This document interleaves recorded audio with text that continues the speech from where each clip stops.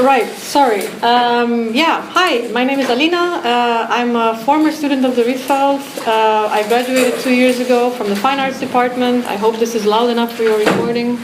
I met Morgane last year when I was holding talks in the pavilion on the topic of work.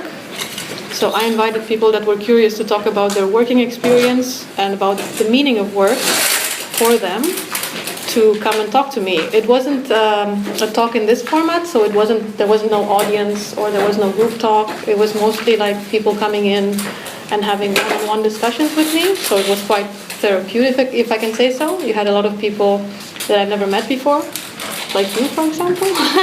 But also you have people that I knew from before. For example, there was one concierge who came to me and I was a bit surprised, and then I realized that he came to me because he wanted to reveal the fact that he used to also be an artist, but he kind of gave up on that for a while, and nobody really knew what he was doing as an artist.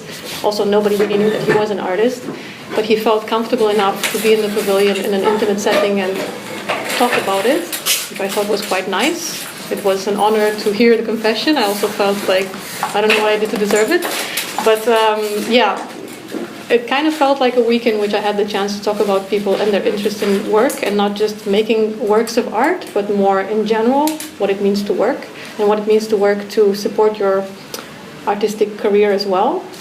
And from that particular interest, I think my entire year was marked by trying to develop works about work and labor and the meaning of all these elements in supporting your career as an artist. I always made transparent the fact that I'm not just an artist. I never had a studio, for example. I worked on my own, making performances that I organized either in public space, in galleries, and wherever I was invited, and I felt like I could fit into the particular framework. And I always needed more like a main source of income in order to support myself as an artist. So while studying in Rietveld, I was an account manager. So I was working for an IT company in my home country, Romania, long distance. So I was basically, in a way, freelancing long distance.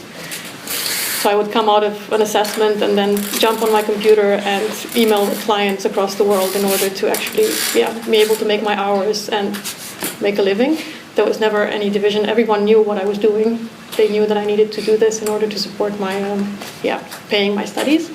And then when I graduated, that job ended somehow, and then I continued thinking, how can I actually make money and remain in the Netherlands and continue being an artist, which is also a tricky thing because you have to pump money into it to begin with. Since I didn't have particular personal support from my parents, because that's not really possible, the way I did it was I started applying for jobs, a lot of jobs, like all sorts of jobs. And the first thing that really kind of worked was becoming a food delivery courier, because that's a really, really like entry-level job which anyone can just sign up for in a day. And it's also something that my friends were doing, fresh graduates from art academies, and not only. So then you go like, okay, this is probably a solid way to make a living.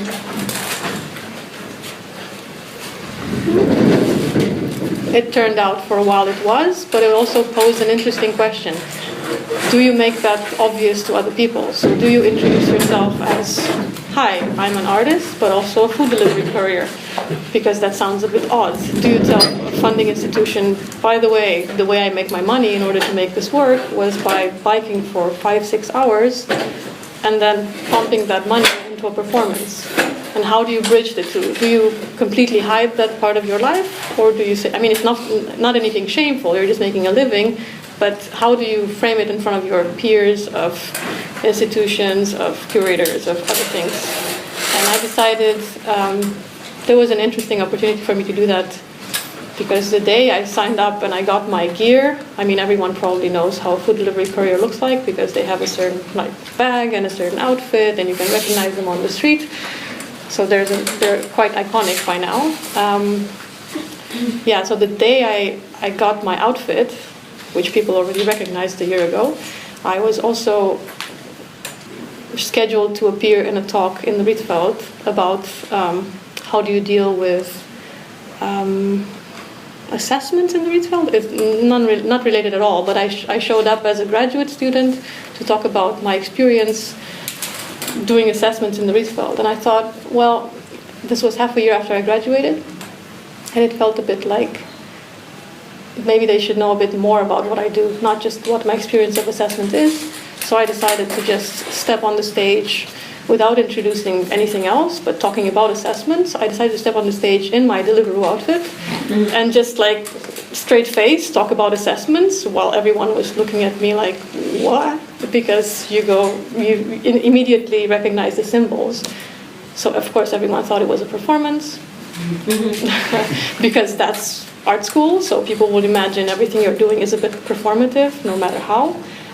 Only to later find out, later they saw me on the streets biking and working, and then they were like, oh, maybe it wasn't a performance after all. So then you get to talk to the people and tell a bit more context. So I decided to make it, from the first day when I entered this job, to make it apparent that this is what I do as an artist.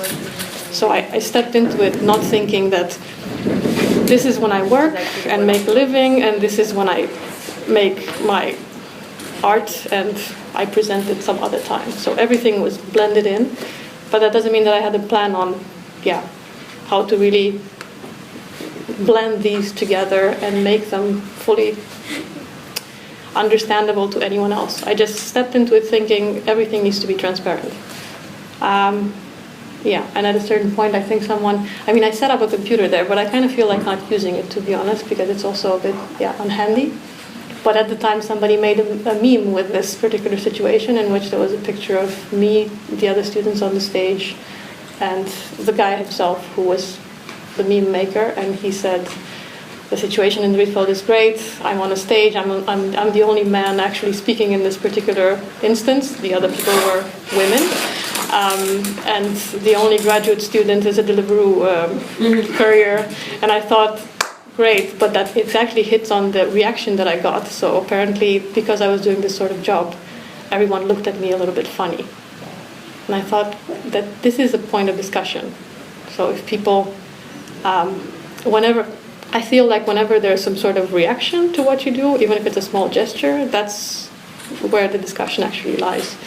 So, where was I? I tend to go in all directions. That was the starting point. And then what followed was I continued working with topics of, this ended up being called the platform economy. So it's all sorts of apps which are trying to name themselves platforms, as in mediators between the customer and the worker.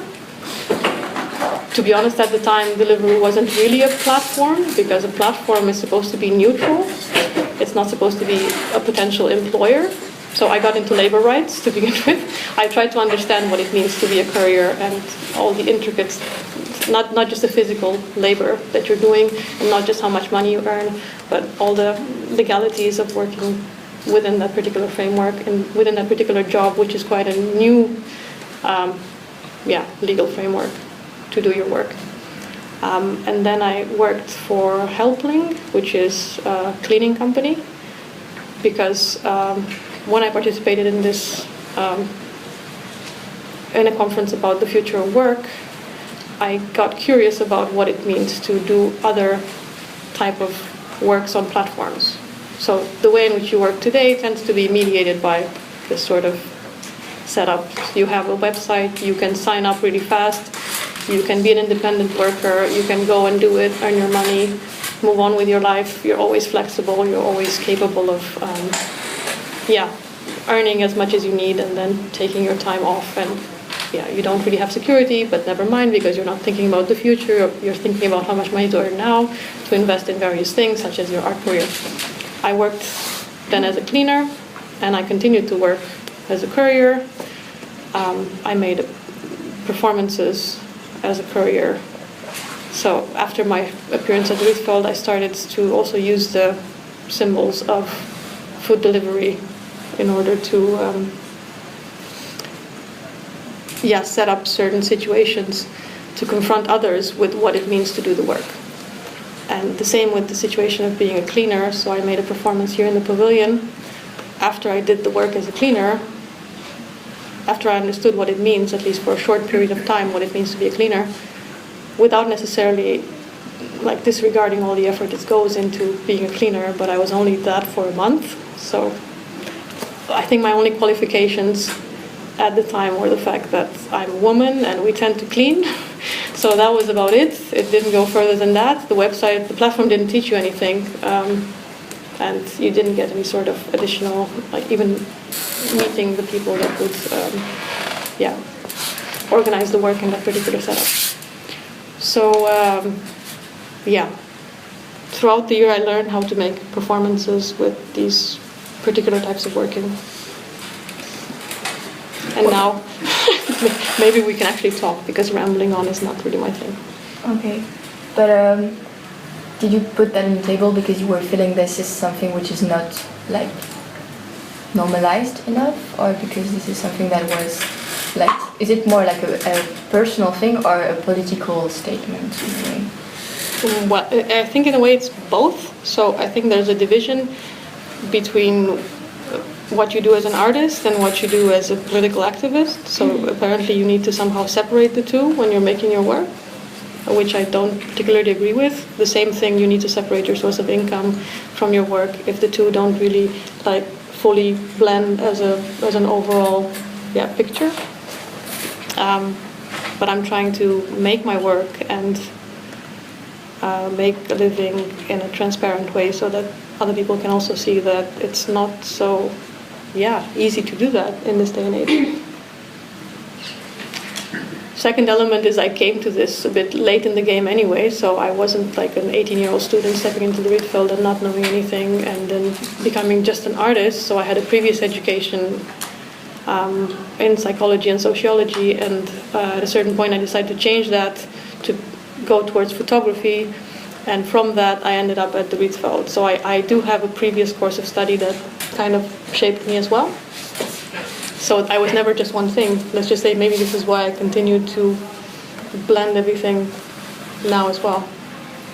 And just to kind of make some sense in terms of what I do, not just for myself, but for others as well. Yeah. But could you say that you could have worked as a psychologist, for example, and have your art practice on the side, or? I think I still actually use the techniques that I would have used as a psychologist or sociologist in my work. So everything is somehow layered in between. Yeah. But this is why I'm interested in conditions of living and working, because work is something that I did in various formats throughout time. So it's not something new. So as a more like financial thing, like being a psychologist, let's say, and because maybe in a way it's more sustainable than being a food delivery. You mean financially sustainable? Yeah, maybe, but in order to become the thing with the Netherlands is that in order to have a higher level job, you need to know the language of the land. Oh yeah, right. Yeah. Which is a bit harder to access, which is something that I didn't really consider while being in the Rietveld, for example. So I started learning Dutch at a certain point in time, but it wasn't my main preoccupation. It wasn't my goal as an artist to necessarily learn the language. So never really reached it. Also, to profess in a certain language, you need to have practice in it. And how do you feel like the museums and institutions and people you show your work to react on this kind of work or based work on this actually experience of working as an artist? I think there's some sort of rising tide of people understanding the complexities of living precariously as an artist, and there is openness towards it. But at least the context in which I made work, as in artworks, tended to be reached by friends to begin with. So let's say you have somebody inviting you to make a work somewhere, but they tend to know you in advance. So it's not as if I answer an open call and I know nothing about it, or I just come with this to someone which is completely out of it in terms of knowing what I do. No, it tends to be a friend that says, hey, wouldn't you like to make a particular performance somewhere? You have freedom to do whatever you want in that context. You have this small budget, and you can go ahead. And that is basically how I work so far. But yeah, you told me before you had Mandarin funds then? Yeah, that's the funny thing, actually. So today I got a notice that I finally got funding. Yes. But it's also, I don't know how to deal with that yet. So for me, it's a bit like, of course, you apply for funding because you're an artist and you think that at a certain point it would be nice for your practice to be validated. I think that's the nice thing about it. It feels like a validation of the fact that you did this 2 years of work since you graduated, and you know how to understand what you've been doing during these 2 years, and you managed to frame it for other people to also understand. But financially speaking, I don't know how to contextualize it yet, so I would say I would need to live with it first in order to understand it. But maybe it helped that other people also contextualized my work for me. So I collaborated with people that also wrote about what I did, so then I could understand better what I was doing, and then I could submit that as a point of discussion for a funding institution, for example. But maybe they're more open now. Yeah. I don't know, I'm curious. Because what would happen if you got like so many fundings that you didn't even need to work anymore for your art practice? Yeah, well, hopefully, but I don't think it works that way, because my interest is also in the people that do the work, and my interest is in being capable of moving between different classes and being able to, for example, ring someone's doorbell and understand where they live and how they live, and have that access by just being able to put a bag in my back and operate an app. So I'm interested in being able to understand the city from the point of view not just of an artist who works somewhere isolated from reality, but more like being in the streets and talking to people and working in a restaurant and things like that. So for me, it's important. It's important that my colleagues that chop vegetables next to me, because now I'm also working in a restaurant, ask me, so what do you do? And then I'm able to explain to them, without them necessarily having a background in performance art, what I do. So yeah, maybe that's also a motivation to keep working. And I'm learning a lot of things. I mean, I know the city much better. I know when I was also looking for a place to live that gave me access, because I was going to viewing, that gave me access to a lot of different types of architecture across the city, to a lot of like gentrification issues that exist, and I have much better cooking skills. I mean, you grow as a person in so many ways if you open yourself up to these jobs. It's not as if you just and you realize then as a cleaner that is so emotionally involved, so it's a labor which is beyond just physical.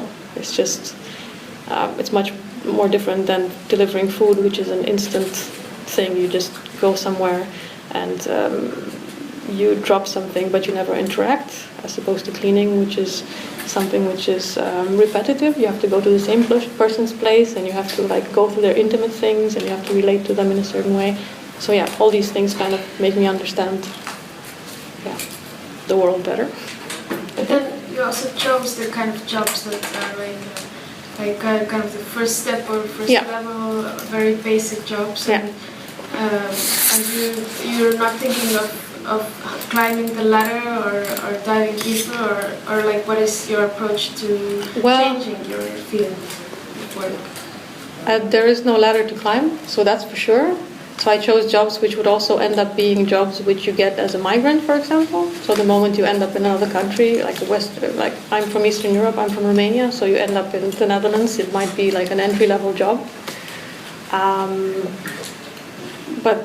So at this point in time, my interest is not in climbing the corporate ladder, because I've done that sort of thing where I come from. It's more like understanding what's available to people like me if they come here. And I think I mentioned that I'm trying to also get into the legal framework of it. So I'm trying to understand how these people like fight for their rights. Because, for example, after being a courier for a while, I realized there's a movement of food delivery couriers trying to defend the fact that they weren't earning enough. So then I tried to join a union. And many people also did. There's one big union in the Netherlands called the FNV, which is the group of all the unions possibly that exist, and they're all under the same umbrella, but they're different fields. And then I ended up, from being just a worker, also a union member. So in a way, there's some sort of ladder that I climbed, or at least a ladder of understanding. So then I could understand how protesting is done in the Netherlands. And it's very funny, actually, how protesting is done in the Netherlands by a union, because it's very old school. So they don't yet know how to protest for this particular field. Yeah, so that was another way. But no corporate climbing for now. Maybe in the future. Then you're doing it quite like short term, or like you only did cleaning for a month? I did cleaning for a month. I was a courier for Deliveroo for 1 year. Then I switched to Foodora, because Deliveroo ended their contracts and they became, all the workers became freelancers. And this was something that the couriers were fighting against, because as a freelancer you get to be paid for delivery, not per hour. And this is part of a larger flexibilization of like contract work in general. Like after 2 years, a company is supposed to propose you a permanent contract, or to fire you somehow, or not extend your contract, which is also something that happens in the Rietveld, by the way. Your teachers also are subjected to this sort of termination setup. But what they said is like, it's been 2 years of Deliveroo in the Netherlands, now we're just going to stop all the contracts, and all 1,500 people that work across the country are going to like have their contract ended, and we're going to just take people which can be freelancers. So after 1 year, I was like, well, I suppose I'm not going to be a freelancer. I mean, I can be. I am a registered one, but I don't want to work for them as a freelancer. I'm going to stop going there. And I went to the other company that offered the same contract services, which was Foodora. And I got a contract there. So I worked for another 4 or 5 months. So I looked at it from the other company's point of view. And that basically means working like, I don't know, 2-3 days a week, a few hours, no matter the weather. So it was quite a commitment. And then Foodora also introduced some interesting changes while I was there, which was they started charging for their equipment, which is why I was like, I mean, they also did it overnight. They charged for the bag and for the jacket. And I decided I wouldn't want to do that, so I used my own bags. Part of my performances were bags that I ordered, customized, and I used in my performances. And I decided the next day I refused to sign a contract to pay for that particular bag, and I just said, I can still do the job. I will use my bags. No one will know anyway, because you just go and you start your work from wherever you want. And I continued doing. Actually, this is a way in which I blended performance with actual work, because I was doing the work in a performance outfit, which nobody saw. I mean, well, I talked about it. And then they also discontinued contract. Actually, Foodora is now entering, how do you call that? Liquidation, something? So all the companies shutting down in the Netherlands to begin with. So they have really short time spans. Let's say there is no corporate ladder, but also like you wouldn't have the time, because they're type of companies that just go away. And yeah, I think by now I was a courier for 1.5 years, and that's quite a lot. And I registered for Uber. I'm still waiting to register for Thuisbezorgd, but that's the other thing, if I still catch it. So then it would make sense, because my performances used to have all the 4 companies somehow. Like I used to order from all of them at the same time. So yeah, I think I went quite in depth. So I worked, I protested against them, I don't know, went as far as I could. You say it was quite a commitment to work 2 or 3 days per week. No, to work 2 or 3 days a week, and also, of course, to continue being an artist. So it's not. It is a commitment. By the way, because there's a limitation on how many shifts you can get, so you cannot work more. But yeah, of course, it's a commitment. It's a physical commitment. That's interesting. 5 or 6 hours a day of biking is a bit. Because also some people also like work for every company at the same time, right? Yeah. Now there's an interesting blend of that. So people come in. Now I work for Poke Perfect actually. So I'm on the other side. I give the food away. But now you see people coming in with a certain outfit, and then they say they're from the other company, and they go like, what? Or I saw someone the other day when I was biking, they had an Uber bag with a Tausbesorg sticker. Which is really like, at this point in time, you just have this sort of blending of everything that it doesn't make sense anymore, but yeah, it also looks quite interesting from a like visual point of view. No. Have you ever felt limited? That it's like that the work you're doing has limited your work like as an artist?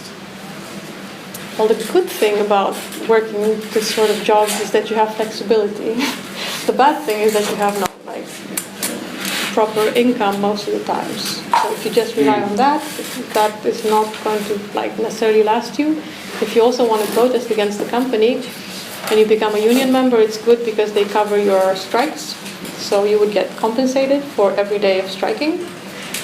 At the same time, it is an immense emotional and like time investment. So if you protest for 1 month, you might also like, I don't know, you have to be at a union meeting instead of whatever.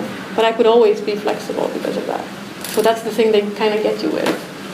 But just imagine, because I was talking with someone the other day, that you bike for 2 hours, and that means if you do get paid by the hour, you will probably get like €9 something, or depending, or 10 because you get bonuses or whatever. And then at the end of the day, you go and do your shopping, right? So you see that you spend even more maybe than you just biked. So there's like a direct like relation between your physical labor and your time investment and what you pay at the supermarket. And for me, that was quite striking as, yeah. So flexibility I wouldn't mind, but there's other elements that I really didn't enjoy in terms of doing this sort of work. But you still choose to like continue instead of getting a job that was more well paid? It's not as if I didn't try. Okay. I mean, no, really, it's not as if I didn't try, but also it depends because, well, without Dutch, I think there is a threshold, I would say.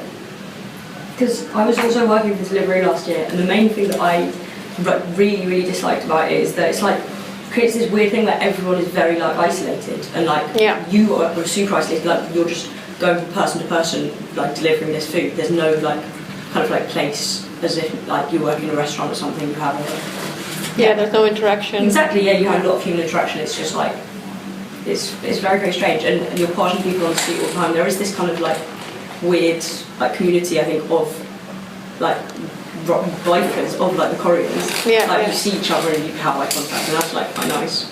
But at the same time, it's But you never get to meet them. Sometimes. Exactly. Yeah. It's I think it does the same thing as well in terms of like what the whole like culture of ordering food and that kind of thing is doing to like letting people be together and like in rather than like going to a cafe or to eat with each other, you just get it to your house and someone delivers it, you say thanks, that's it, that's the whole interaction.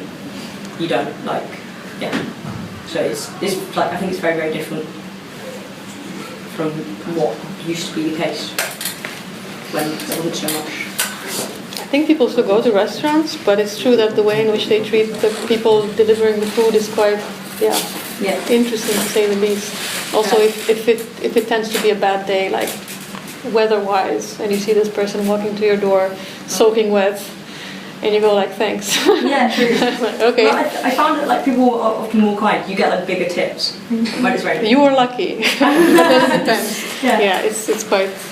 It creates interesting behaviors, I would say, and also interesting ways of dealing with your loneliness.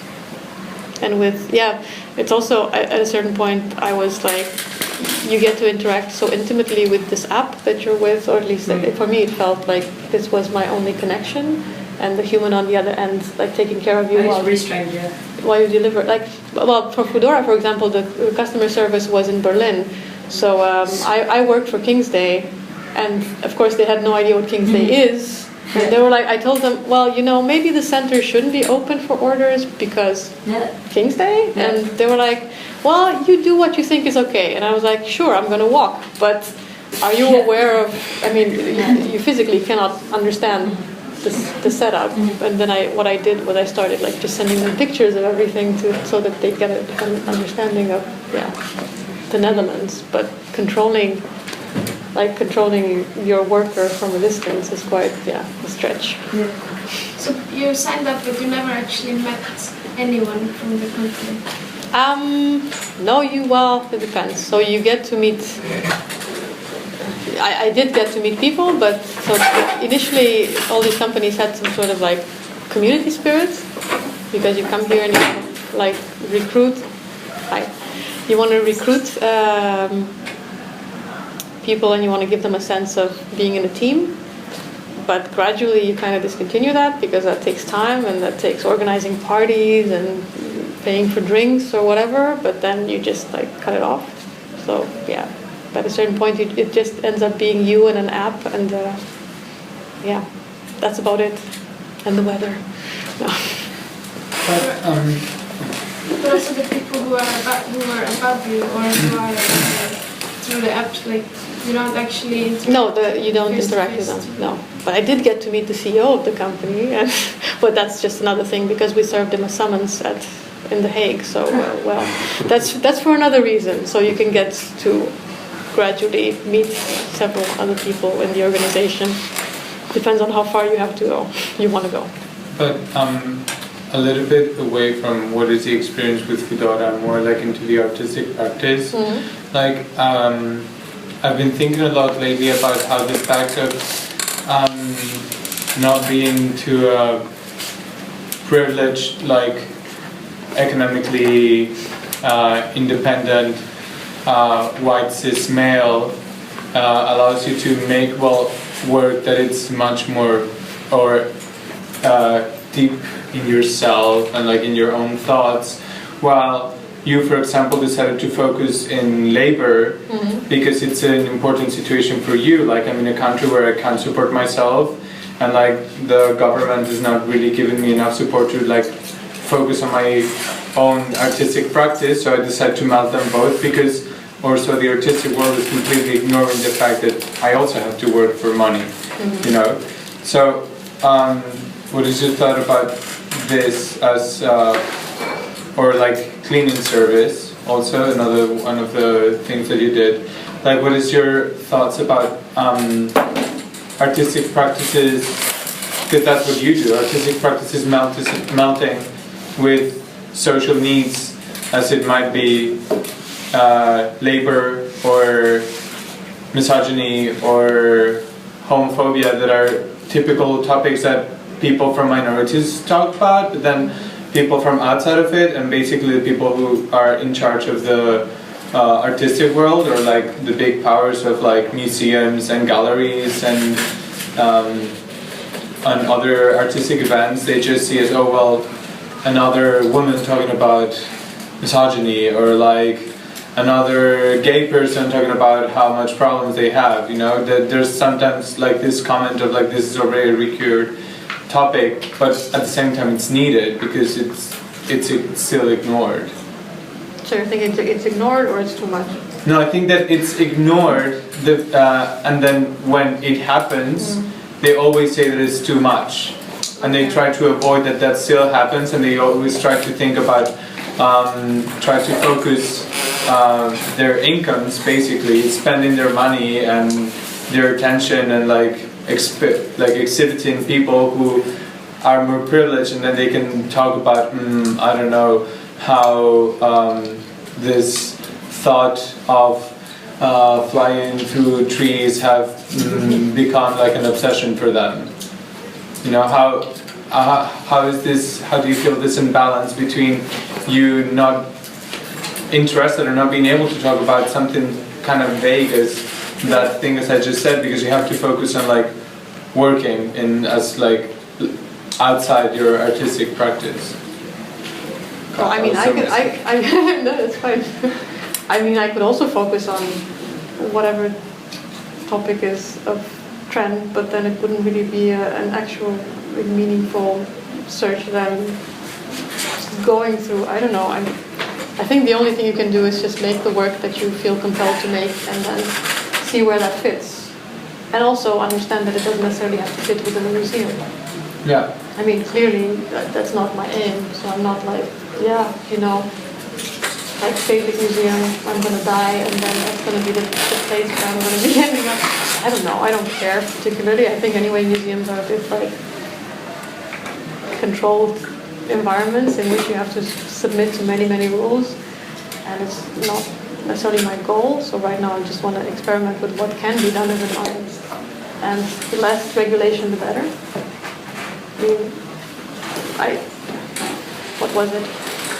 Like the last really nice experience was making a performance in public space, so I could see how the work which I made, which was quite related, like was rooted in public space because it was about food delivery, can come back where it's supposed to be, like what actually happened.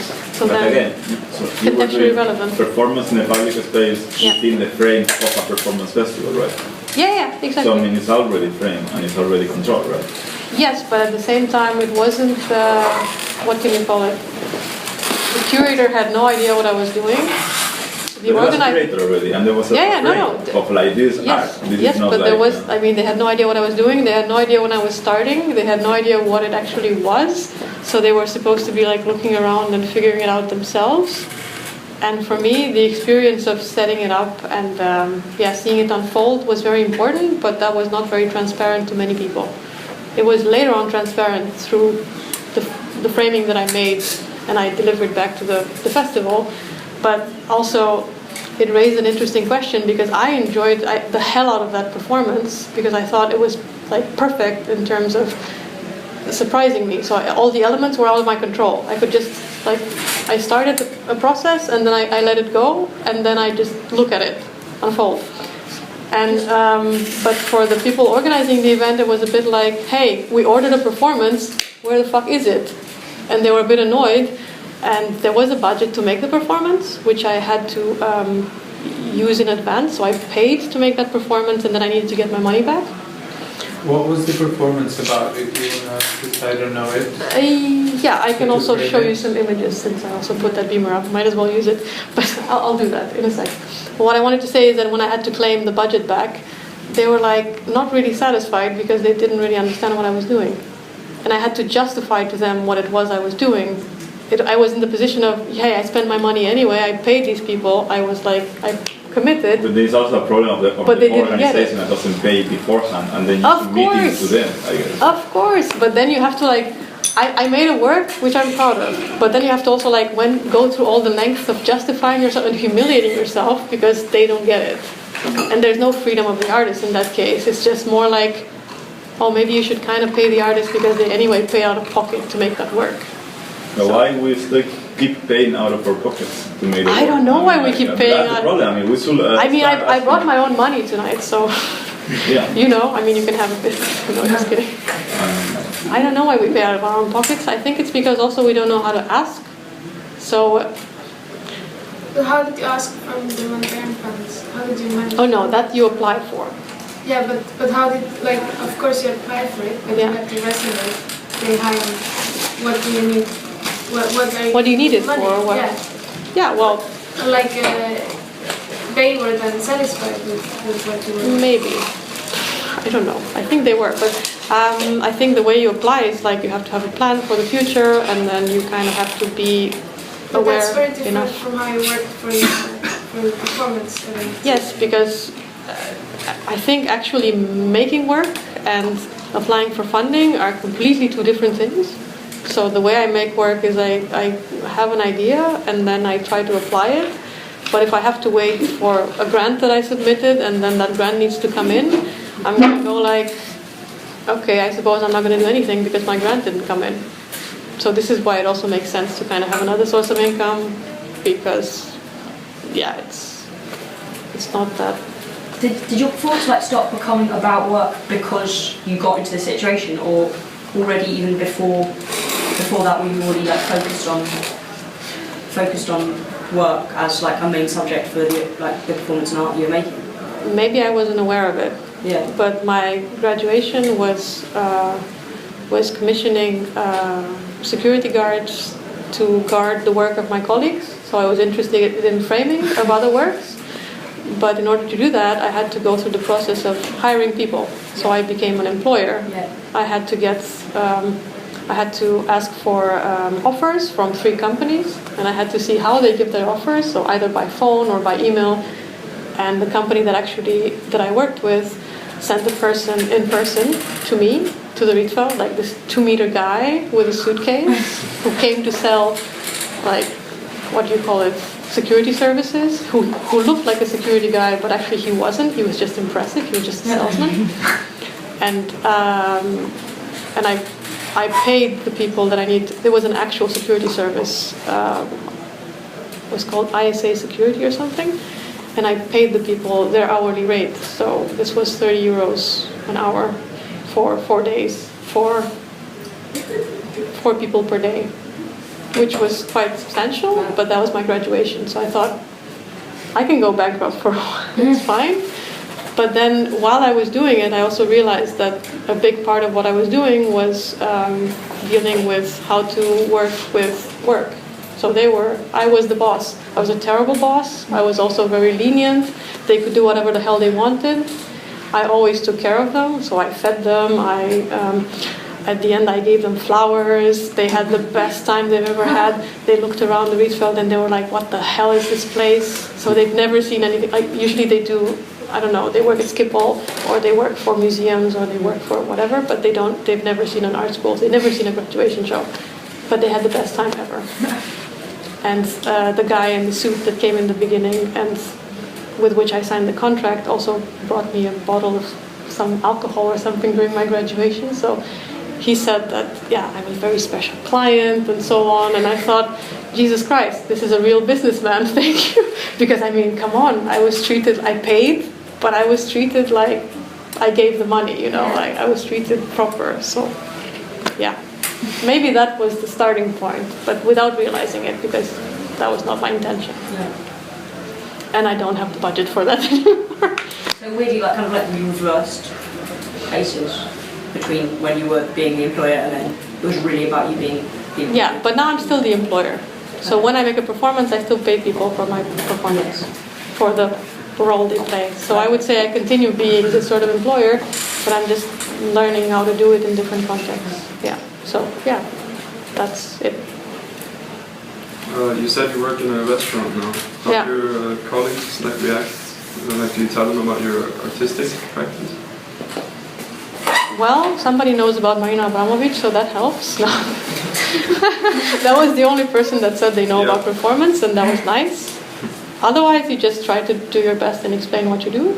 So it's just very direct. Yeah, but I was thinking more if you're being critical towards when you were working for Uber, but then you didn't have any colleagues.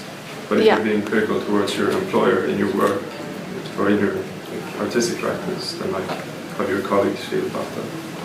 Well, for now I'm not critical. No. I would say when you make works, you tend to have different speeds, or at least I have. So I reacted to a certain situation really fast. So I started making performances and interventions about being a courier really fast. And right now I'm in a position where I'm still figuring things out. And I'm learning a lot, and I'm also understanding how this... I'm not yet critical towards the employer, but I am critical towards the way in which you're objectified somehow doing work. So the way in which you're reduced to a limited number of phrases that you say to customers, or a limited number of movements, or you're really you become this tiny machine and you don't exist for a while. At least that's my experience so far, but I didn't yet use that. I didn't tap into it. Yeah. But my colleague over there has more experience about working in a restaurant. And he's hiding. He also made works about working in a restaurant. You're bouncing the ping pong. Yeah, I am, because this is not about me. I don't know. I guess you kind of objectified and you become kind of... it's more like you have a limited agency, but also you kind of have some agency. You work in a fancier restaurant. No, but it's almost I know, just taking the experience as somebody that caters for people. Then you have to pretend to be friendly. You're this person that will always hear the requests, the demands, that have to do what the person's, your patron, basically a customer is called a patron, so it's literally your boss. But at the same moment, like if you go over the line, then you cannot talk about your life really. You cannot say, oh, I'm depressed today because, there's like a person who's like, but I mean, you still have some agency. I don't know, like this very bad reference, Jean-Paul Sartre wrote about like the waiter or like a figure, and then said that this person was in bad faith because refuses to take pride on their full, I don't know that agency, but like there was like an argument basically. They wanted to behave like that, and then like they started to have fun, to play the role. But actually, like it's like people are not. They take the role, but because it's requested, and it's not because I don't know, like some people you don't decide on the roles you're taking. If you need to put money on the table, you learn how to perform it. But still, like there are subtle moments where you can behave differently, I think. I think it's because I don't really work in a restaurant. I work more like in a delivery place. Or at least it used to be also like serving people, but now it's just delivery. So it means everything is like really, really fast. So it's just you prepare for a person, but you don't interact with them that much. And yeah, you can make them laugh for a few moments, for example, but then in 5 minutes they need to be out the door. So you don't form any sort of rapport with them. Yeah. And then do you not just think it's a matter of time until it does become a situation that you are like comfortable there, and then you can have this relationship with people, because then that is when you kind of like settle into your job.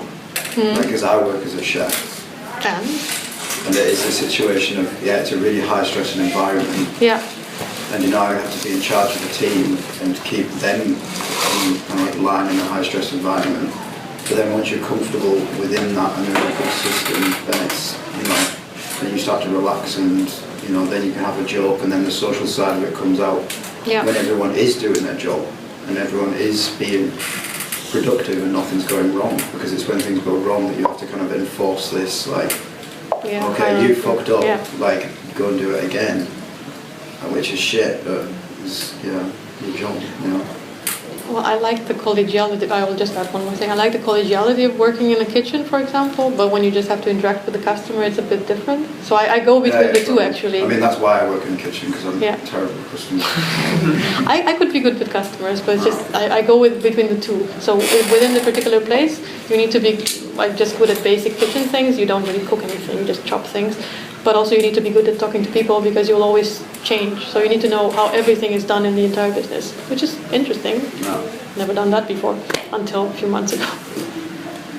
You were saying? Yeah, I would like to ask you a question. Do you think there's like certain topics that you can't address in this kitchen? That was like what you were talking about, right? That there are like things they're like not that you really can't address. Like you can address like labor or something like that, but you can't address homosexuality or trans. Like I think there's more topics to address in a kitchen than there is in an art school. Yeah, but I think you can address them, but people just aren't interested. If you start talking about the new show, The Steadley, no one there's seen it and no one there cares about it, so why would you talk about it, But do you think that it's like a closed environment, or it's like a not welcoming environment if you're like different from the people working there? It's like if that's their full-time job and you're just doing it to like support your studies or your practice? I work in a very varied kitchen with like people from all over the world, people with different sexualities, so it's like it's already this environment where it's not like a super, I've worked in kitchens where it's like really high intensity, big guys having this like macho thing of working in the kitchen. That's when it is this thing of like, alright, I'm going to shut up and not say anything. But at the moment, I don't really see the limitations there. I think I used to waitress in like the same restaurant for 10 months a couple of years ago. It was an Asian bistro, so all the staff was like Asian. That's the only reason I got the job. Because I was Asian. Like, fit the bill. That's how they advertised it on Facebook. So I was like, I'm in. And it was really like I really couldn't relate to these people, like other than the fact that I was Asian. But it was still like it was very nice to be around people who didn't share like any of my interests actually, because then you could just, I don't know, just like enter a different environment, talk to different people. I think that's also like something you experienced in doing all these jobs. Pretty much. That you just, you learn about other things, how to cook, and also really taught me how to like talk to people, being a waitress, and like again that whole theater of being in the service industry I started to find very interesting. And how customers treat people who were like servicing them is also very weird, especially in the context of this like Asian bistro, because then like Caucasian patrons would ask me like, can we guess where you're from? Which was very strange. Just a lot of strange experiences in that place. So do you not find it relaxing? Yes. Do I find it relaxing? Yeah, just like you said, you can go there and just talk to people about like really banal, normal things instead of this. Because I find it totally relaxing going to work and just talking about the fucking weather for like 2 hours. Or you just like make instead of like a your super ironic like art school environment where everything's kind of really conceptual and picked upon, and you can go there and talk about the new cheese on the menu. Whoa. Because you're doing something so concrete. Like, it's quite nice. It was fun. Was it in Denmark or? Yeah, it was in Copenhagen. Yeah, so don't diss the service industry, no. No. But diss it for other reasons. Yeah, but my mom, like, every time we go out for dinner, she's like, oh, the service is so slow and like this and that, blah, blah, and I'm like, shh, you don't know what's going on back there, you don't know. Can I ask you a question? That, like, have you actually experienced it yourself, that there would be like some sort of closure that you really couldn't get into if you like addressing different types of like things that's not what you would consider being talked about in the kitchen, for instance, or at like another work? Well, I don't have experience in like restoration. Is that how you call it? I don't know. Like Horeca. Restoration is like the building. Well, yeah, none of that. Or the Neither that. No, but actually the only experience I have is with sex work. That's the only actual job I've ever had. So it's a very, very different thing as all this. Like it's actually, I always enjoy sometimes. I sometimes enjoy very much this fact if I can have like very vague conversations with my clients, that it's in a very different atmosphere. But it's really nice sometimes to be able to just talk about something that really doesn't matter. And then actually when they ask me, oh yeah, I'm not a student, then the conversations get so horrible. Because they Why? Do they have opinions? Well, they just try to conversate in a way that it's so boring. Like the questions they ask, and then whenever they ask me, I'm in art, like in school, oh, you do painting? No, I'm actually doing textiles, and like everything just develops in like a way worse like conversation. Like I don't explain what actually TXT is about because I can't even know yet. I don't understand myself, so it's kind of weird to do it. But then also, they just bring out all these topics about artist, art school, art, I'm actually so not interested in these things that you're talking about, that I was maybe interested when I was 17, but then, I don't know, I just don't find it interesting anymore, but then that's kind of like a very basic thing, like, oh, and you do like painting? And it's like, well, wow, I don't know, do you like painting? It's like, what can you answer about that? But that's exactly the same on the payment. with any job. If you say to someone, I work in the kitchen, it's like, oh, do you sell pasta? No matter what job you do or what school you go to, it will always be the case that you're going to get It's talked really to. the worst to be a doctor because... Yeah, but like, I don't know, I enjoy to talk much more about other things that you're, the place we're at, or like how his day was, or something like that, than talking about something like much more abstract. like physical things that are around us and we can touch and see and really have a similar experience towards it at the same time, than talking about my student life, which doesn't concern him, or like his businessman life that doesn't concern me, because like I can't really say much about it. And most of the times I notice when I try to engage a conversation regarding that, they just also seem super bored by the kind of questions I might ask or the kind of comments I might do. It's like, oh, classic doctor question, or like classic businessman question, like, yeah, they don't care about it anymore. So it's the same kind of thing. It's nicer to talk about relatable things than physical, in-person things. Well, could you get to that sort of relatable area kind of in a short time? Because maybe this is more about conversation, or like if you meet a stranger, I would imagine it's, well, for me at least, it's very hard to get into that area, and like I cannot get past the surface with a total stranger, unless like I don't know, like I know already, because if we are in an art scene or something, which kind of we are every day, then the phone session are also actually the same. But like this sort of fresh. You're trained in it. I mean, yeah. Well, you're in your own environment. And the language also is very particular, like the vocab and stuff, like international English. And then like when you have to turn off and face the real world, like how do you do this? In which sense? Yeah, I don't know. How do I do, like, with what?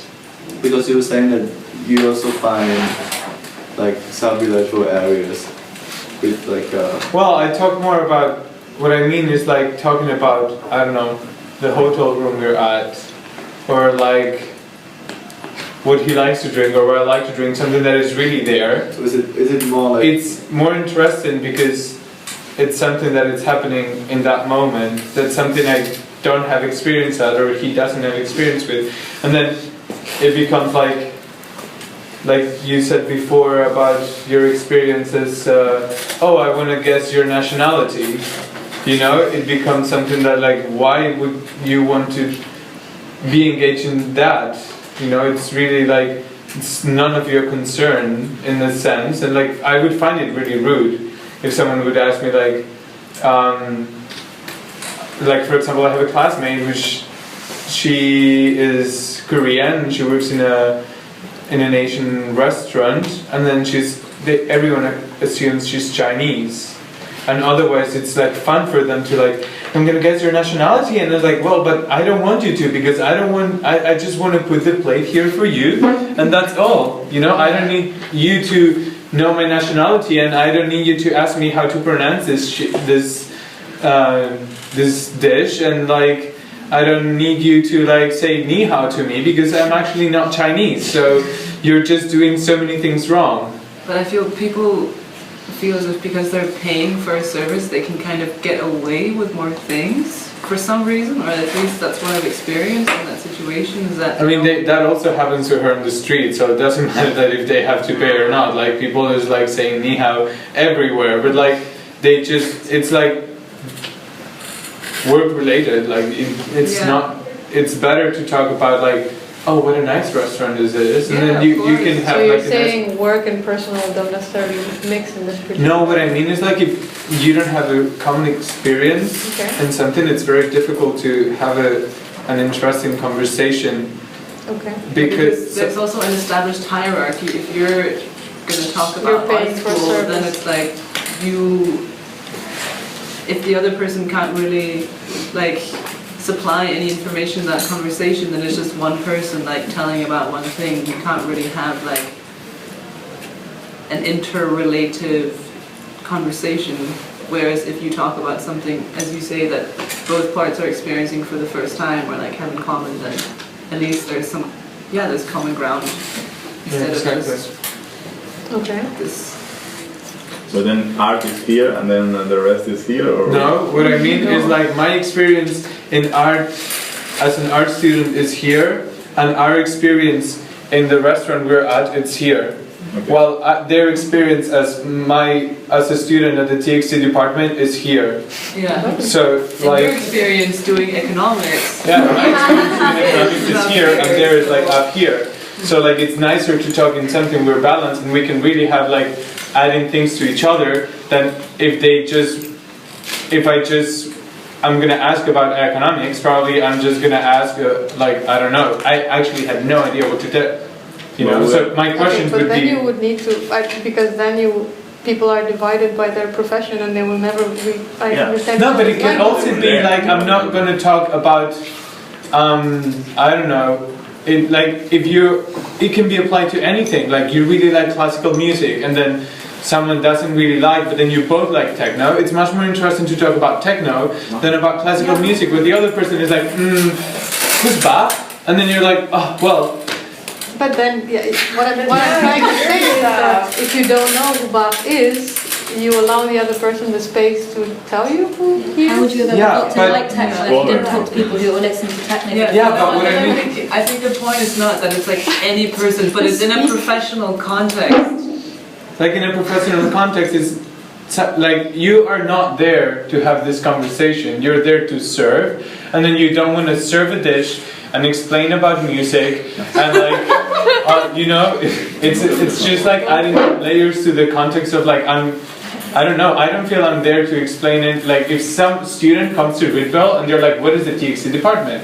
I would very nicely like explain like, "Oh, this is this and blah blah blah." But like if I'm at work and like he's just smoking a cigarette, like, yeah, so what's the TXT department? I'm like, well, it's it's a mixture between writing and and they're like, well, I don't understand, and I'm like, yeah, did you enjoy it? I have to go by. You know, it's like I don't want to engage this conversation. But that's also like a different thing, because then like what we're saying now is that work is like a completely separate thing, which is we find it somehow relaxing or like different because we can be like banal and like simple and just in that moment at a job, which is it can be anything. It can be like in a kitchen or whatever. But I don't know. Then that's like a weird thing, because then you're like what the normal situation is that your job is your like real life, which is the non-relaxing thing, and the other places where you go to relax. But then it's like a weird reversal of that, where your job is where you go to relax and be not. Yeah, exactly. Yeah. But I think it's interesting because the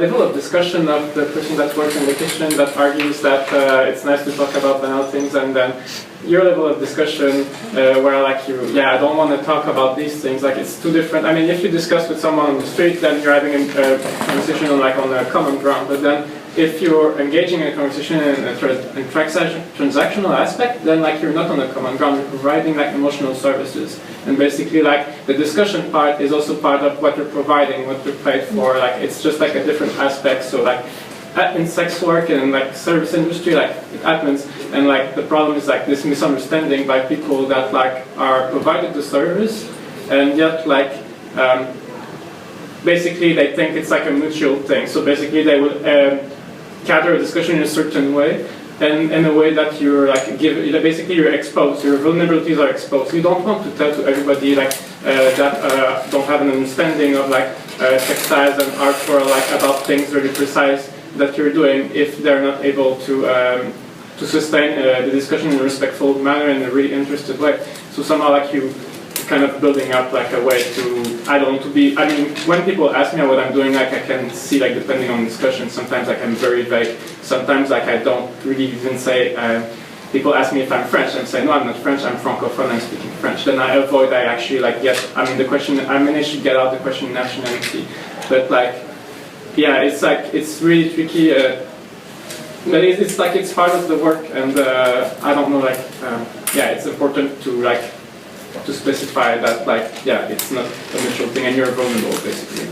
Yeah. And also I found, like, the more shitty jobs you have, the better at this you get.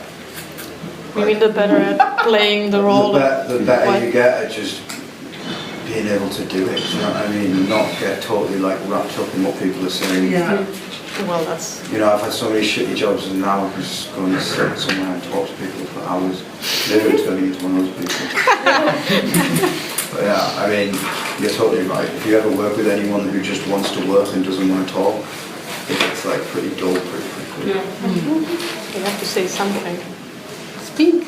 Yeah, absolutely. Also, I think it's like there are like important questions. I mean, like we talk, people can talk about the artwork, but like and like straight, like like tangible jobs. Like there are really like strong aspects of like gender role that we can like observe, experience, and also like misogyny and like a kind of machist way of.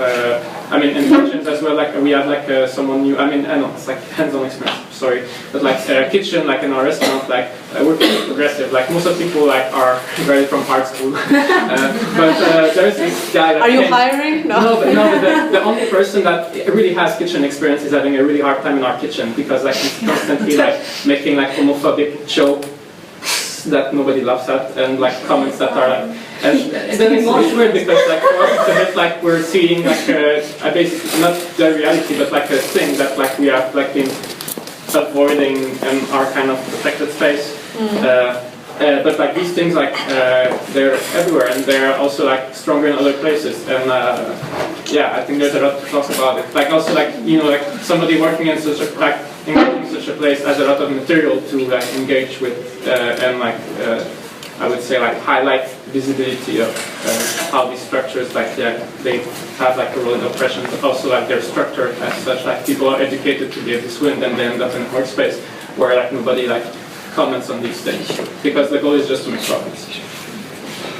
But maybe that's I mean, if you end up infiltrating restaurants and food delivery services and cleaning services and so on, maybe you end up like actually elevating a whole class of people that never really thought about fighting for all these collateral issues that they don't care about. Like I'm sure that most like 6-year-old cleaners that just care about making a living for their family don't necessarily care about gender rights because they're not directly affected by the issue. They just care about making a living and supporting their families. But if they meet someone who has an interest in that and they end up talking like eye to eye with that person about what's important for them, they might also change their minds. It's like it's a different way of educating, just by being open to the other person. Yeah, I mean, and I'm not saying that I'm close to any kind of conversation with someone that has no knowledge about it. Yeah. It's like sometimes in this, they just expect you to also,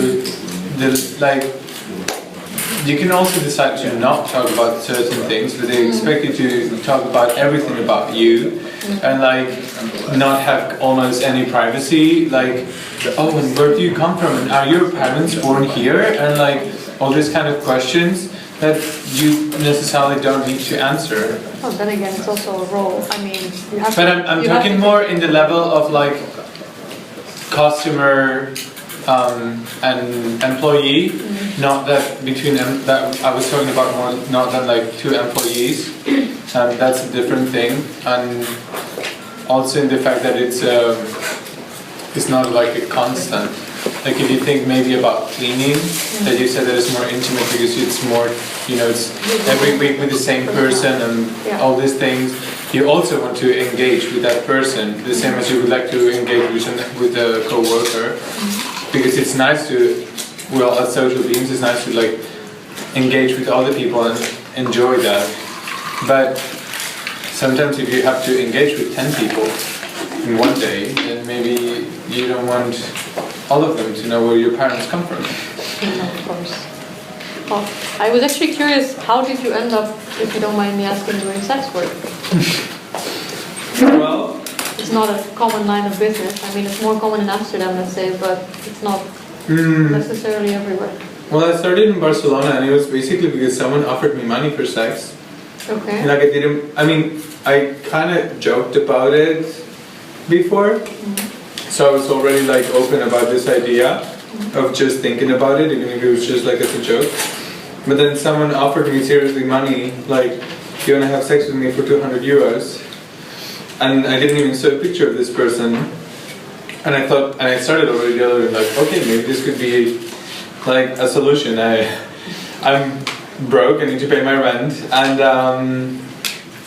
I need a new hard drive to continue working in this video for my art school. Actually, that was like really the things that I needed. So I was like, well, this would solve in 1 hour, it would solve all my problems that I have.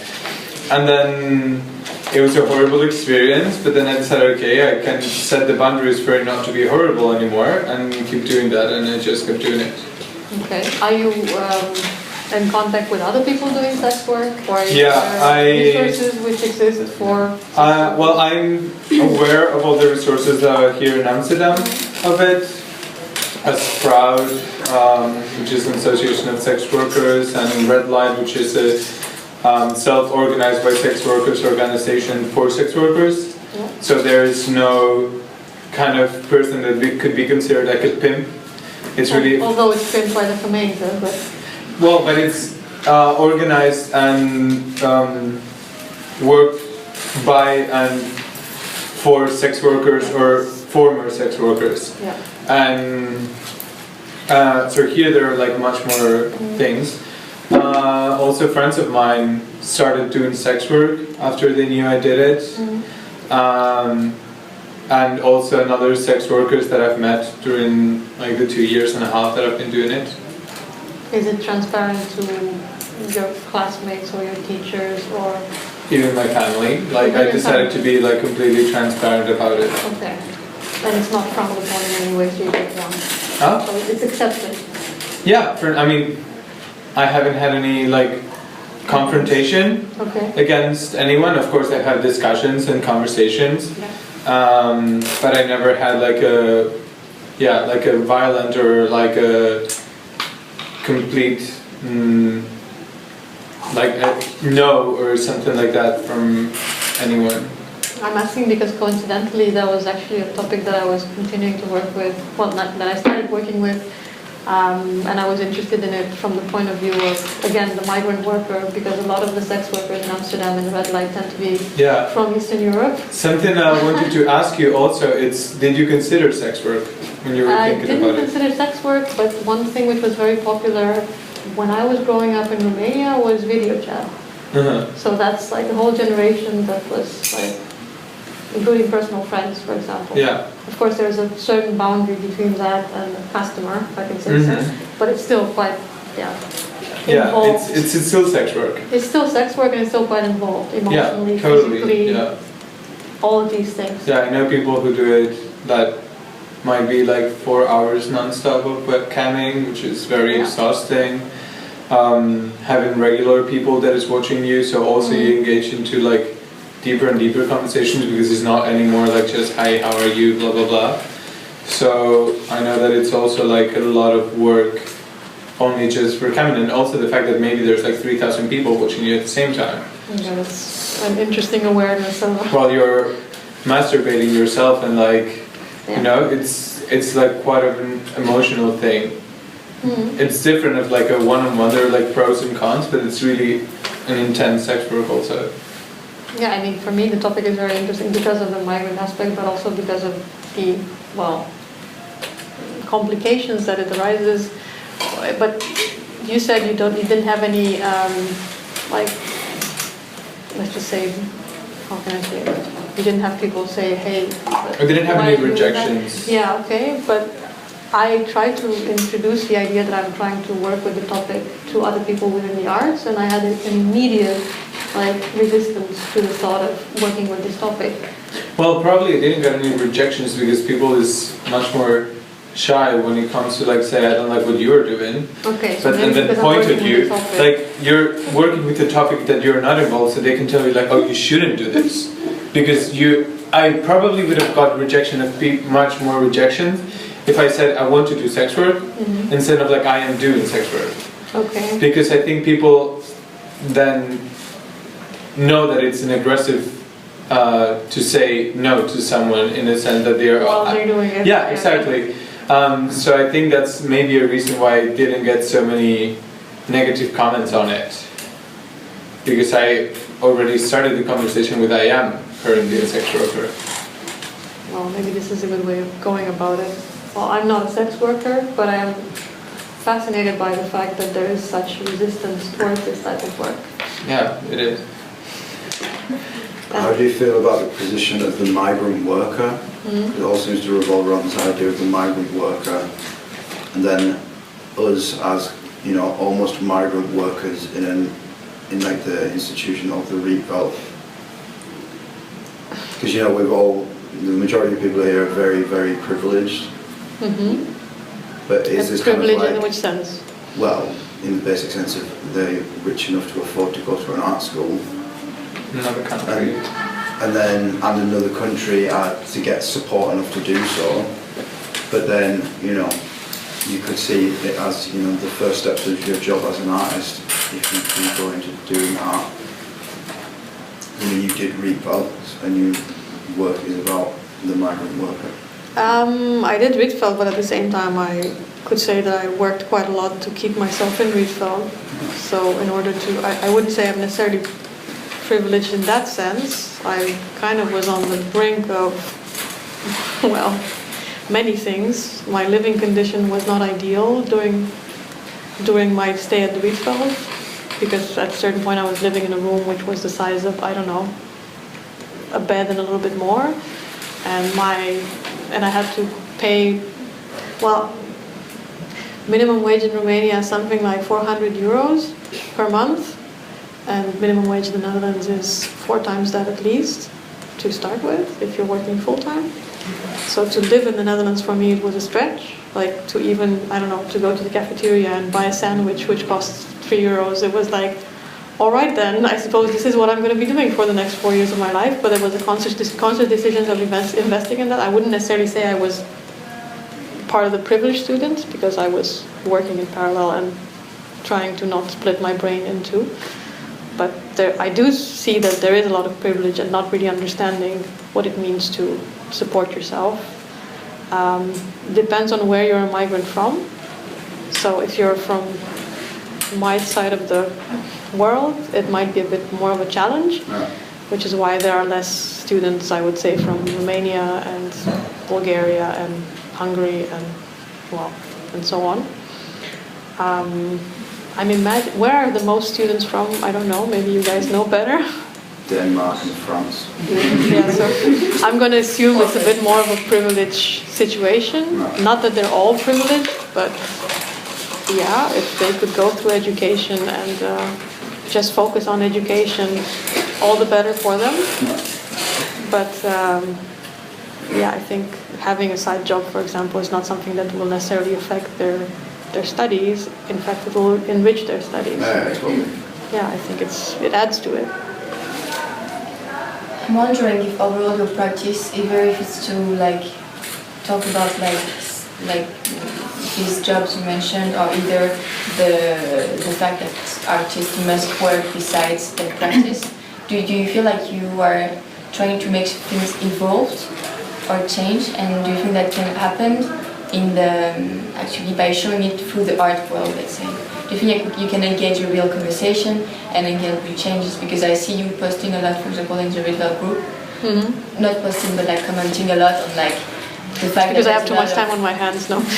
Yeah, there's a lot of like works that you're saying, no, you should not do that because it's not paid, or this is not well regulated, or this is a contest where you can only earn like this amount of money and it's not worth all the time you're going to spend on this work, or things like that. So there's this like activist, like very activist actually, part of your work. And do you feel like it's evolving? Do you feel like there's things changing, or how do you? Well, the fact that you're even mentioning it is interesting, because the fact that you can comment on a Rietveld group and somebody like bounces back the comment to you, it means that at least one person understood that particular reason why I commented.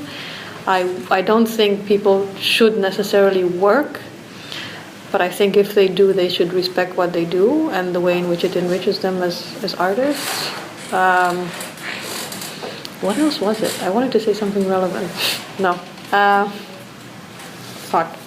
Why do I comment on Rietveld posts? No, because I feel like there's even something about like an art syndicate or something saying like this is not the normal way of like doing artworks. Oh no, now I know what I wanted to say. So I came to study in the Rietveld in 2012, which was exactly the year of the budget cuts, of the last budget cuts for the arts, like slashing of the funding for the arts, which was quite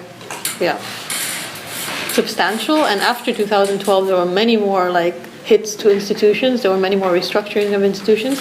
So I came studying knowing to begin with that I come from a country which cannot really like support me during my studies, that I need to like work overtime and so on to make it.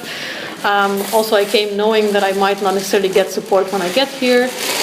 And I came, I think, when artists also started to no longer get the usual advantages they used to get from the Dutch, the good Dutch government, exactly. So I came with an awareness of the fact that I do need to have a second source of income, or a source of income to begin with, but many people were taken by surprise by that. So they thought even if they do a side job or something, it's something temporary until they get some sort of subsidies. So I think I'm part of a generation which is a bit more aware of the fact that they need to make certain sacrifices to make their work. But also a generation which still doesn't know how to ask for money for their works. I don't know, how do you rate what you do? I don't know. I did one paid job, but I was afraid to put it too high so they wouldn't choose me. Yeah. And I didn't know if I put it too low, and then they would be like, oh, that's probably not like a good job. So it's kind of hard to, I don't know, I have not that much experience in it anyway, so I don't know. For a photo thing? Yeah. Also, I was gonna say that lots of things in Rietveld are kind of for free, or like there's like an understanding that money is not always the first thing that comes up within this like sort of building. So that when you get like beer or something else, like, similarly like non-monetary income. So what do you feel about like when as like a student, like you're doing lots of stuff that in the real world, like, you're probably being paid, but like as a student, you are not really getting any money for it. You're kind of just helping out, or, so it goes. Well, I can. Well, that's it, isn't it? You're helping. You're helping. Well, also depend on the thing cost, but like, you know, people also like have no money, which is I think the problem.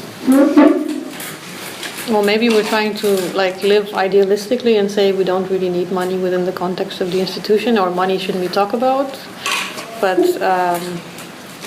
you will get confronted with it the moment you exit the institution, because like things like, I don't know, cheaper housing because you're a student, or funding from the government because you're a student, those will all vanish. So at a certain point you'll end up realizing things cost money, and a lot of money. Also you need to pay back money. So maybe there should be an awareness of money while you're studying. Not a fear of it, but an awareness of it. Yeah, and also the fact that lots of cultural places relies on free student labor. That's kind of what I meant. Like from like festival or like internship and stuff. Yeah. Like I know many companies who have like 10 interns and then like 2 guys who owned it, and they would just like not be possible without the intern. Oh yeah, I can share a bit more about that experience. Wait, maybe it's also good. Sorry. My last experience of being an intern.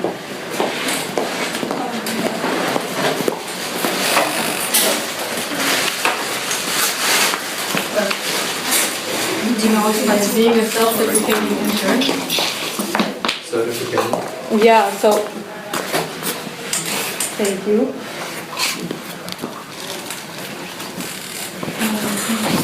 So basically my last experience as a worker was being an intern for a performance festival and working for 200 euros for 2 weeks, because that's what you do. And when I was given the list of, what do you call it, of things that you need to do as an intern, at the end there was a quote similar to this. So you need to do this and this and that, and you will be responsible for this and that. And by the way, we also might actually have a small fee for you. And I was like, perfect, I'm game. But I told them, and we talked many times about it, we talked about the fact that this is all we can afford, and these are the conditions, and unfortunately the budget, because we didn't get this grant, and la la la. And I was like, no, I'm fine with that. It's okay. I'm capable. I can do the job you need me to do and more. Unfortunately, not unfortunately, but it's because it became a bit of a pressure to be overqualified for the position of intern. So I couldn't really experience it as a learning position, more like a frustrating experience. But it was interesting in times. But I told them I would like to comment on your small fee.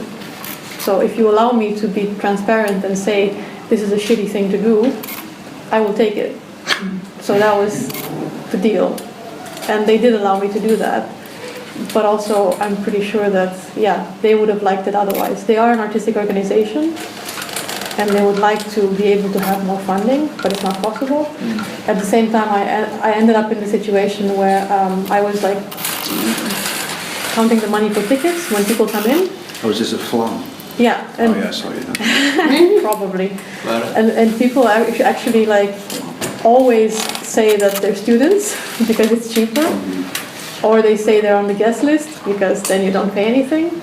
Most heads of other institutions that came to visit were on the guest list, so they paid nothing for their experience. That I also find weird because you should be supporting the other institution because you would like the same thing in return. That didn't happen. So by the end you just count your money and you're like, oh, well, it's not really feasible to just survive from ticket sales, which is not what you're asked for because you're also asking for grants, but if not all your grants come in, then you're a little bit fucked, even if you want to be fair with your workers. And even if your workers end up doing like 12-hour days for 2 weeks, which costs 200 euros. I don't know. I didn't do the math on that one, but I think it's, But then is the only solution to that there's loads and loads of public funding for it?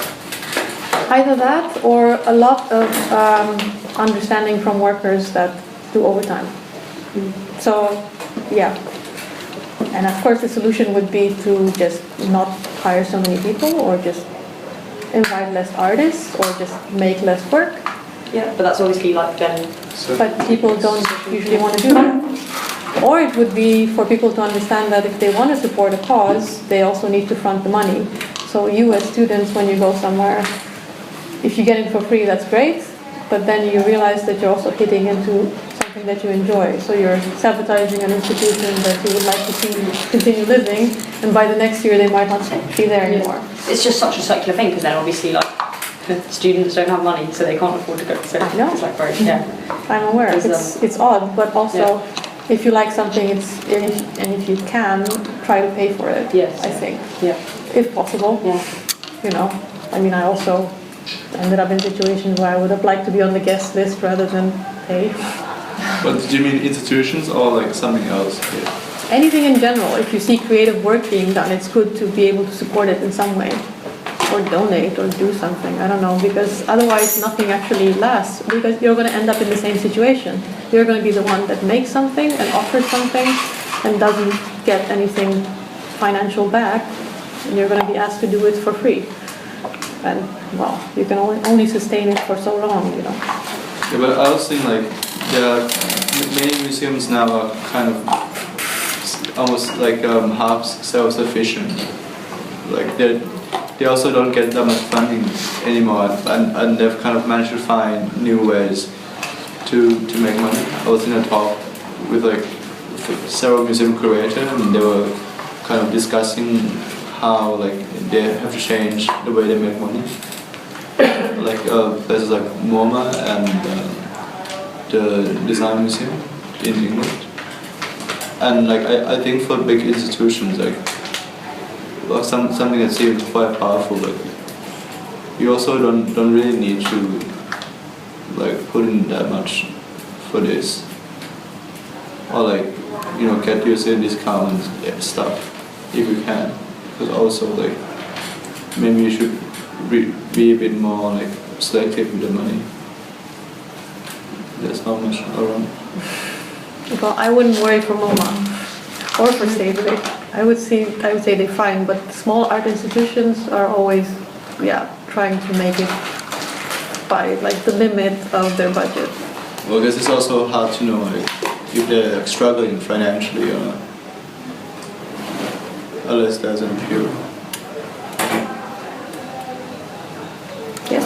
Yeah, I have a question that doesn't have anything to do with that, but I was wondering from the workers' side and point of view, how do they like perceive the fact that you actually first that you did in art school and then you have exactly the same like jobs as they do part-time, and also as the fact that you're actually working on like some of them condition as an art representation?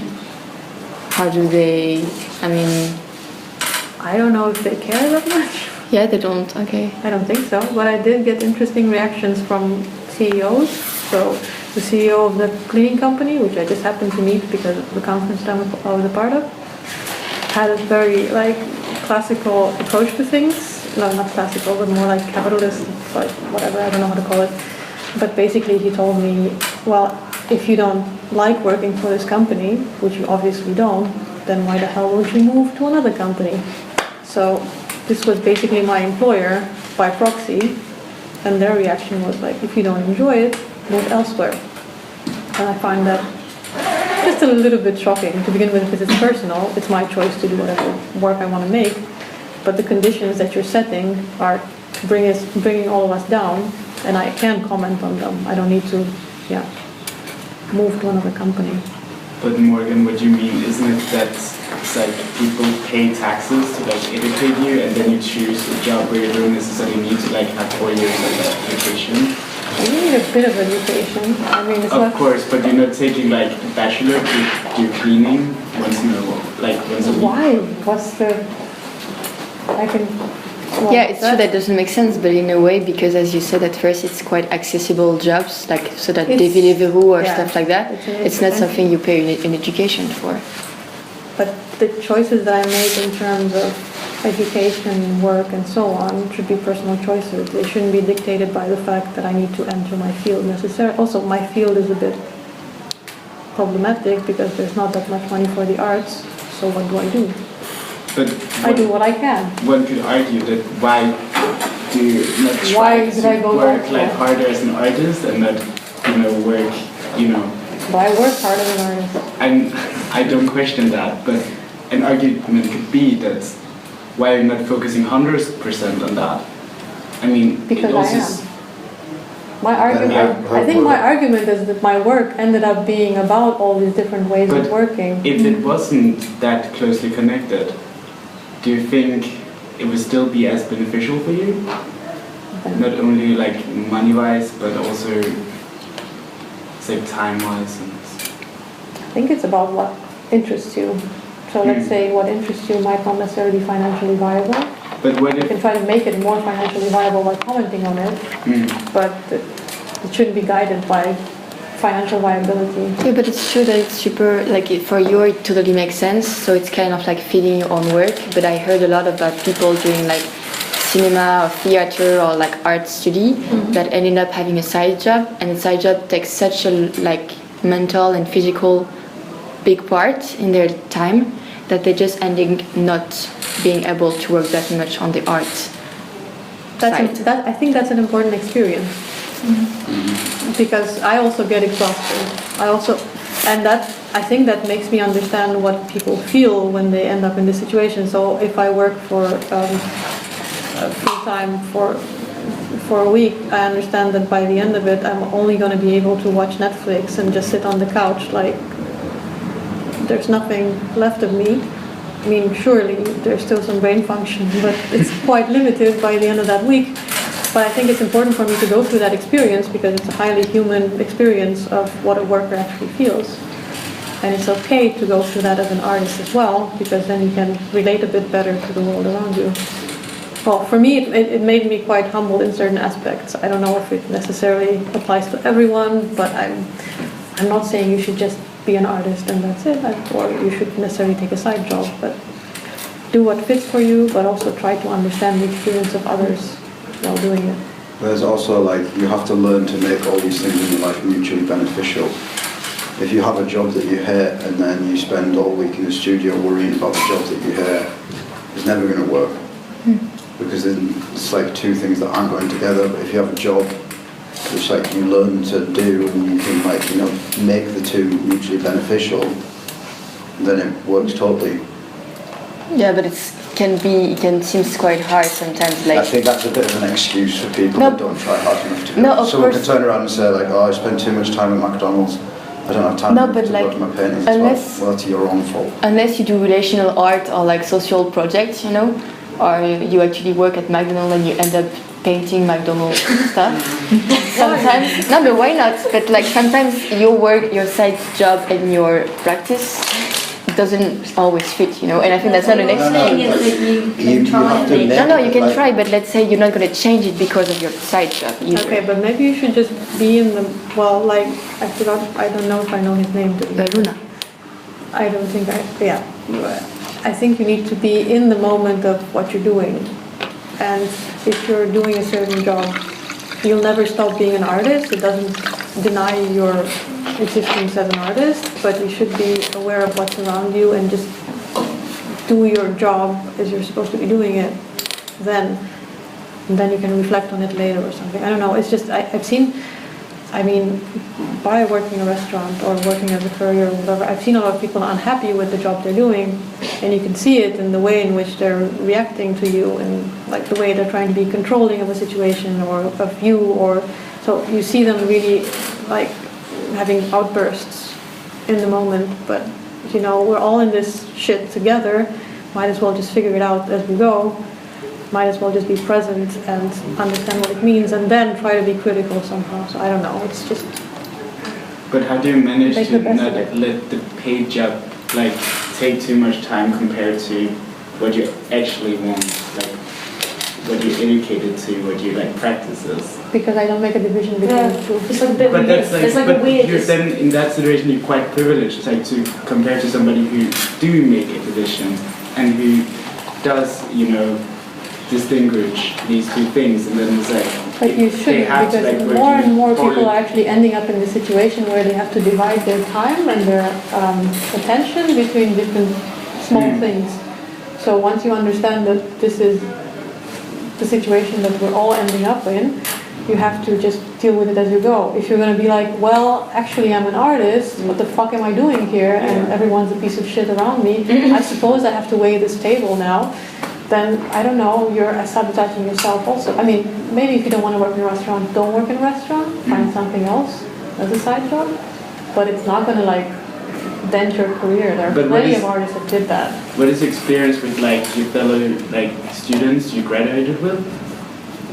Do they manage to like have a job and also still have time for their art practice? Or I've seen many of them conflicted with it. Yeah, and that's like, how do you think you can, I mean, you probably can't answer that, but how would you advise people to deal with this? We'll figure it out in time.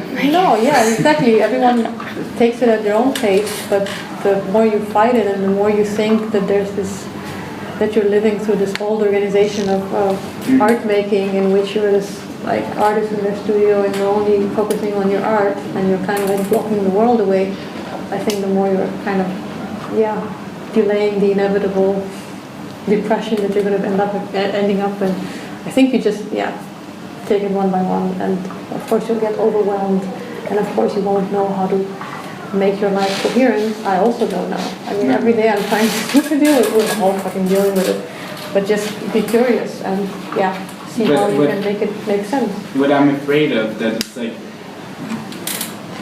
that you finish your art school, and then you get a job, and then in the beginning you have half time like to the job and half time to like you practice, but then the more you like work, you just like figure out, oh, maybe I like actually if I work one more day a week at this like paid job, I will like have more money, and then you take one more week and then work one more day a week, and then in the end you don't really have time for practice, and then I don't know, that I could. Like, and then you slip into unconsciousness, and you'll never be the same again. It can happen. Yeah, but it's like, what happened with the other people that graduate? Like, how can they? Do they still like treat? I would have to take them one by one. Yeah. But I don't know. Many do, but not all of them for sure. But then again, in any field that you're being trained in within school, people get filtered out in time. through various means, like for example, even funding from the government. You can apply for it after 1 year of graduation for certain fields. So then you go like, oh, by the way, you have all these people that come from countries which require visas to staying in the Netherlands, and I think that's quite a cynical way of looking at it, but I kind of think the Dutch are like, it's been a year, the Ukrainians are going to go back home. So, you know, less people to apply for funding, and then so on and so forth. So, yeah, wow.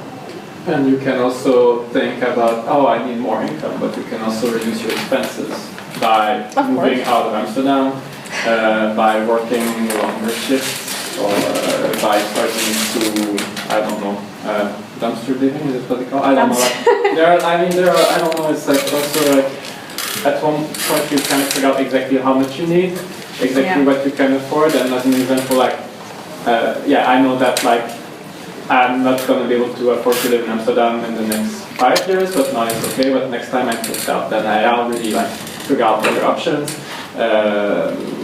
And yeah, I mean, I know how much time I need to allow myself to, so that it's productive, so that it's just not like first time.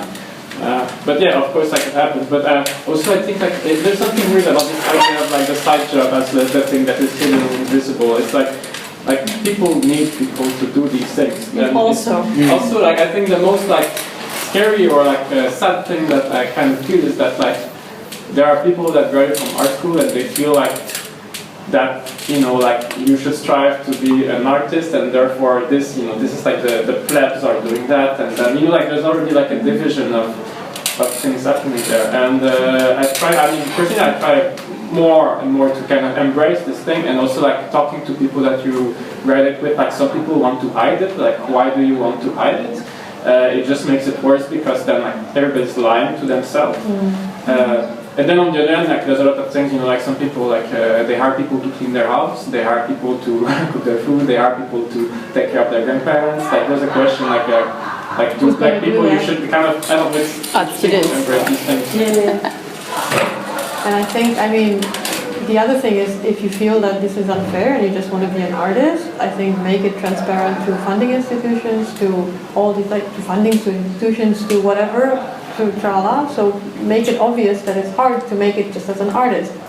So don't conceal it, because then you're indeed lying to yourself, and you're lying also to the people that you want to fund you. And they're going to think, oh, everything is rosy. We cut all this funding in the Netherlands for the arts, but the people are just managing it great. They're doing fine. They're making so much revolutionary. It's going to be great, you know. I also don't think that's the case. Like right now, for whatever I apply as a job, even for like these small entry things, I tend to list everything that I do in my CV. So even if I apply for funding, I say food delivery courier, restaurant service, whatever, exhibition, trala. So there's everything there. So people know, of course that makes sense, because I also try to integrate it within a larger narrative. But if you don't say it, then also you might discover interesting situations, like people have things in common with you. They also do the same sort of weird juggling, and it's nice to, talk about it. Maybe to change it, maybe to realize that you shouldn't be working so much, because we're working too much anyway, for the money that we're making. And to begin with, just make it transparent. I'm not ready to necessarily say that I'm going to be changing the structure of whatever, but it's good to just say this is what it is. Do you make money out of your art, or have you ever? Well, I just have funding. No, I make, for the things that I was commissioned for, I tended to get money enough to make the piece itself. And that's the other thing that you should be aware of. There tends to not be an understanding of giving the artist a fee for their labor. It's just you get money, but also for that money you have to provide a work. And like the it's shipping not much. Sorry? I was thinking, because sometimes you see like in museums like this like huge pieces of stuff bringing, and you're just like, how does the shipping stuff even go, you know? Like if you have to pay it for yourself. I mean, no, the museum covers it, but I think in museums the fees are not that high, depending on the museum. Yeah. Like, well, I heard people getting paid €500 to exhibit in the State Week, and I think that's fun. because you go like, okay, great, I suppose I chose the wrong profession, but yeah, it's not about, I mean, the institution looks in a certain way, but that doesn't mean that you're going to be paid. I read this funny anecdote that I think it's like now it's a better idea to do like performance oriented art because it's cheaper to ship performers with EasyJet than with FedEx. Fair point. There was a painter called Josh Smith. He's this American guy who makes a whole big deal out of him being called Josh Smith. He's a bit of a dickhead. He's just like, I'm the painter, fuck everyone else. Okay. Kind of attitude. And there's a gallery who wanted him to do a solo show, but they wouldn't pay for his shipping. Okay. And he just like kind of just like 2 meter canvases. Yeah. So he just didn't. He just went and did it all site specific and just painted it on the walls as if there was a canvas there. And then all the photos from the show, which he uses as like his promotion photos, they've kind of like embossed it so it looks like there's a canvas there. So it's kind of this big PR stunt for him where he was. So it was cheaper. Yeah, he didn't do any, because basically all his paintings are just his name, like Josh Smith, in really big letters. Okay. So he just went goes to this canvas, this gallery, and uses that. Okay. But it was all because they wouldn't pay for his shipping. Yeah, it's an interesting field that you're in, and I am. I don't know. But do you think it's okay that it's like this, or are you like? No, I don't think it's okay that it's like this. But I also think that you have to find a way in which you have to fight against it. Make it transparent that nobody pays you. Make it transparent that institutions don't care. Do what, for example, I did find an interesting initiative like the Fame House for Performance, who got a cut in funding, and then they limited their program to 100 days because they cannot operate 365 days, and they just said, well, you know what, this is what you give us, this is what we can give back. And then that was interesting. So you just refuse to do more than you're funded for. That's a way of doing it. You can just say, I refuse to make work, and this would be my statement. Or in general, I think that's one of the ways you can fight against it. But also making apparent the many things you do to support it is a very solid way of going about it. And more people are doing it. Don't you like sort of support it now when you're actually coming here, we're not paying you? And of course you're not paying me. They're not paying me, by the way. Exactly, and you're sitting there like telling, oh, like we should, contribute to like pay people, and then you come here, of course you talk about it, but we don't pay you. And no, but also you need to understand your context. So I would say that you can offer your time. It doesn't mean that whenever somebody will ask me something, I'm going to be like, well, 2,000 euros. I'm sorry. You have to understand what sometimes you're just doing something out of your kindness or out of your interest because you like the dialogue. So in a way, you're not paying me, but you are offering something in return, which is a dialogue, which I enjoy greatly. So it's not always about the money. But that you can also argue that an internship does, or yeah, sure. Like of course, I gained a lot by opportunity at a good firm, and I also infiltrated 2 works in their show. Yeah. But what I'm saying is that you should like somehow balance your losses. But and it's not all about money. But if it is about it's also an important topic. So wow. Have you guys also heard about this precariat class that's been about a few years recently? It's sort of this new social hierarchy that I think is not sort of exclusive for artists, but like young people in general who are also in the same place as us. And it seems also to me that it's getting more the norm.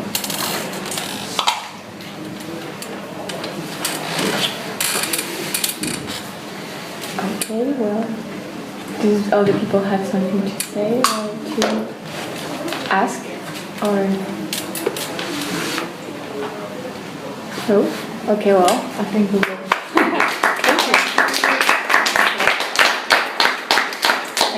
And I just give you this little paper, like it's just like Nicola and I are going to propose things and invite people, but if you want to see someone or propose something that is close to your heart or something, yeah, this is the good platform for, I guess, inside of school. So.